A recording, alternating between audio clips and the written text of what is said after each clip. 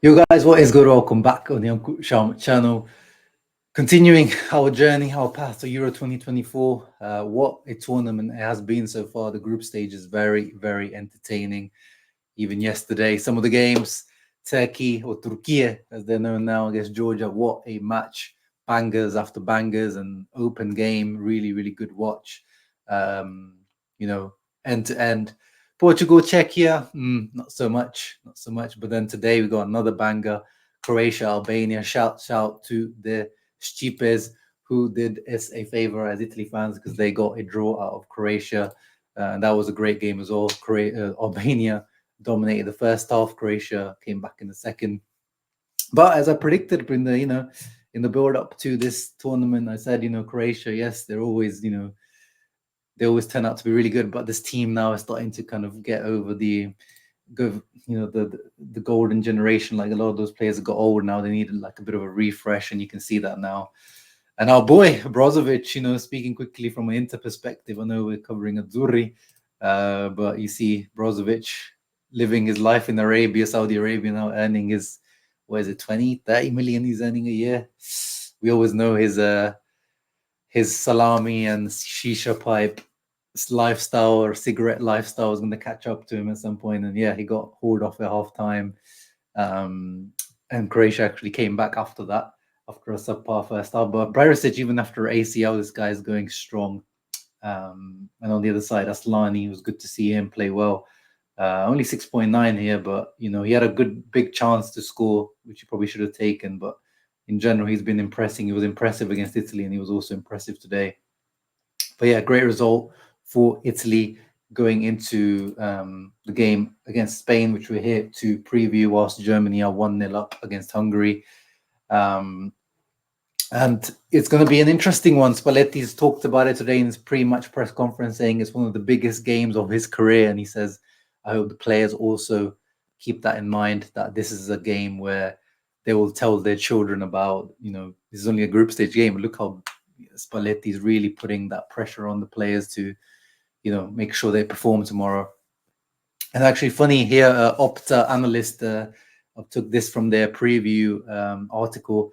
This actually would be the 11th encounter between Spain and Italy at a major tournament, 8 at Euros, 3 at World Cups, and a European Championship. This is the 5th consecutive tournaments that they're going back to 2008, which is crazy. It's a record. And actually, we've got a pretty good record in competitive games outside of Nations Leagues recently, where it says in the 4th paragraph we lost those 2 encounters recently. In general, we're doing quite well against these guys, apart from obviously we lost that final in 2012. But at the last Euros, we beat them, of course, on penalties, but we did beat them. We did struggle there. So it's not going to be an easy one. And of course, Spain are coming in hot off that 3-0 win against Croatia in the first game. And we're going to, preview that, have a few screenshots prepared from that Croatia-Spain game. So strengths and weaknesses of Spain. Let's get into it. I mean, strengths, we know who the Spain team are, whoever the coach is. 4-3-3, high press, possession-based football. And here you see the high press very early on against Croatia working. Croatia tried to play out from the back. I think that's Kovacic there who's trying to receive the ball, but Rodri is following his shadow. That high press, you see 5 players pressing high. That leads to a Croatia mistake.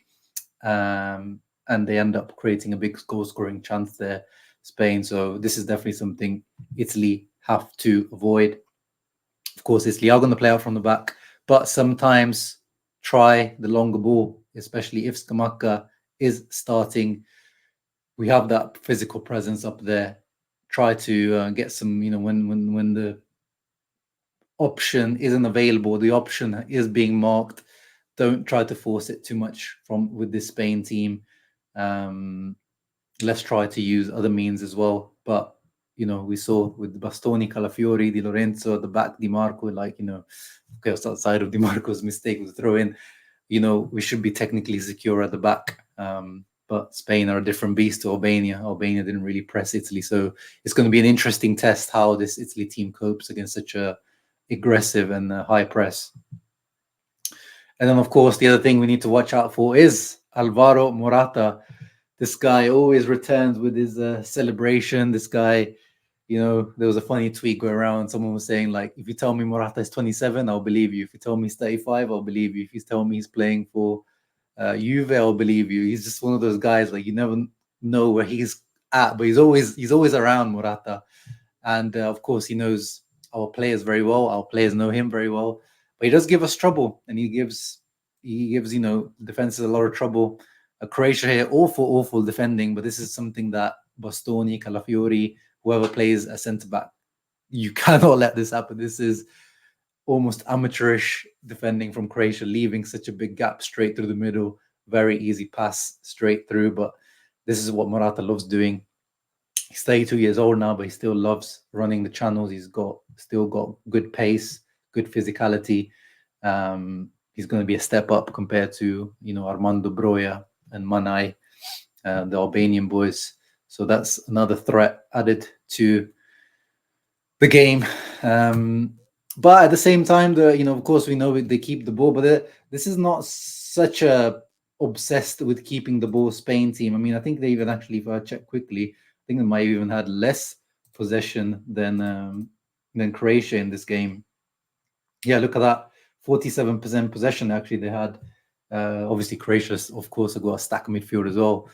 So that also makes sense. But, I think in previous years, especially under Luis Enrique, you would have seen the Spain team having above 60% possession. This is a slightly more direct Spain team. And at the same time, it's a great midfield. Rodri, Fabian Ruiz, Pedri, whoever else plays in there, but it's not to the level of previous midfields, especially in terms of coverage, legs. Fabian Ruiz isn't the quickest. So if you manage to play past the high press, which Croatia did a couple of times, and here is Kovacic here finding lots of space. He drives at the goal, shoots, but obviously Kovacic, he can't score a goal to save his life. That's one thing he's never improved on. But, I can see Frattesi or Pellegrini finding themselves in this position. If Barella and Jorginho can find them between these gaps, there is lots of space to exploit with this Spain team. And I do trust Frattesi and Pellegrini to be a lot more impactful in these situations compared to Kovacic, as much as I love him. So again, good team, but weaknesses very, very visible. And yeah, susceptible at the back. I mean, in terms of XG, Croatia created two. Actually, yeah, they had more XG than Spain. Obviously, that's also skewed by the penalty that they missed. But they created lots of opportunities, 16 shots, and they should have scored a goal.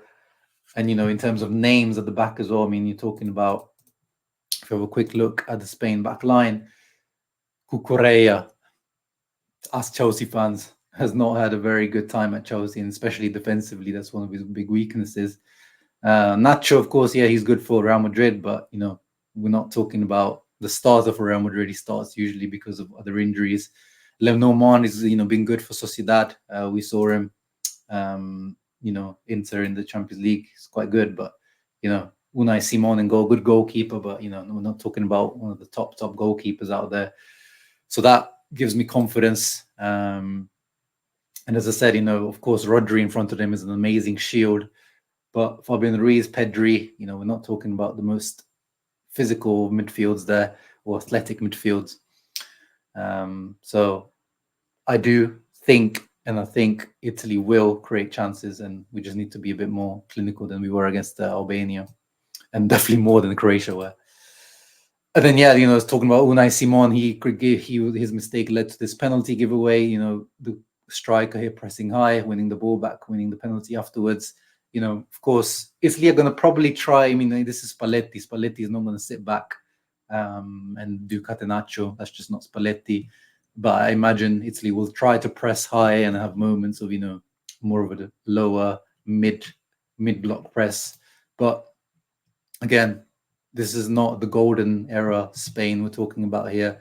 Try to press these guys, try to pressure these guys, be physical, make yourselves known, make yourselves, your presence known, and I think you can get at them.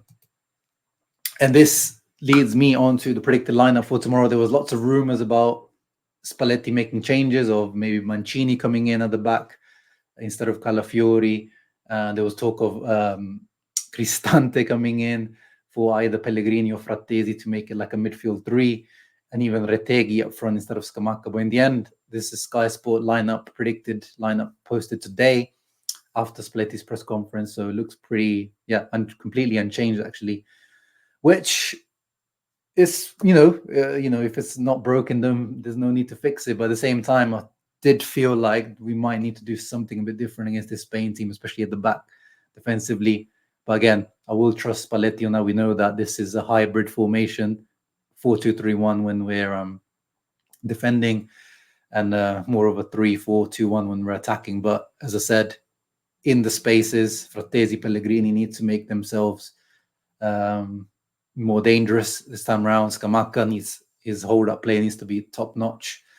And Chiesa, we definitely need his pace. If Spain are going to be holding more of the possession, we definitely need those transition moments from Chiesa.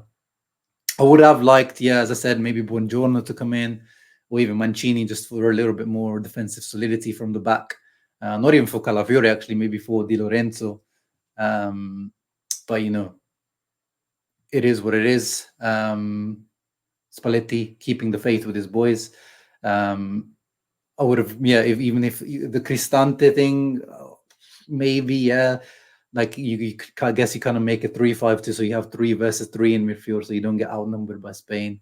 But I guess Frattesi or Pellegrini kind of do that anyway. But Frattesi definitely needs to step up his game in this game.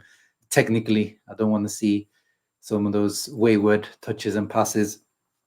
But confident going into the game, to be honest, even though, of course, strong lineup for Spain as well. You got to watch out for those wingers. Lamine Yamal, to me, as I said in my preview to the tournament, either him or Jamal Musiala will win the young player of the tournament.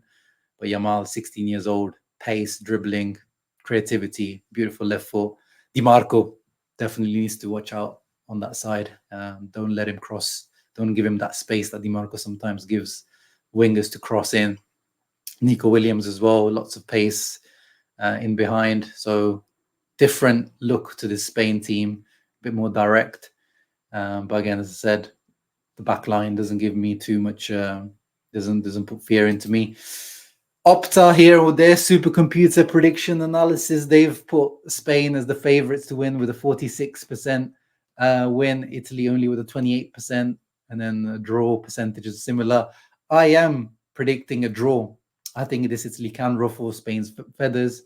I think we will score at least 1 goal, but I also think Spain might score at least 1 goal as well. So I am going for a draw, a 1-1 or a 2-2, which actually is a good result, especially, as I said, with the Croatia-Albania result. We will go on like 4 points, which would keep us joint top with Spain. And pretty much, going into the last game would almost seal our qualification as a second place team, unless we lose against Croatia, I guess. So looking forward to it. See you guys tomorrow. You guys let me know your predictions down below. What changes would you make? Do you agree with the lineup Spalletti seems to be putting out, or would you change something? Let me know. See you tomorrow for the post-match reaction. Ciao ragazzi, forza azzurra.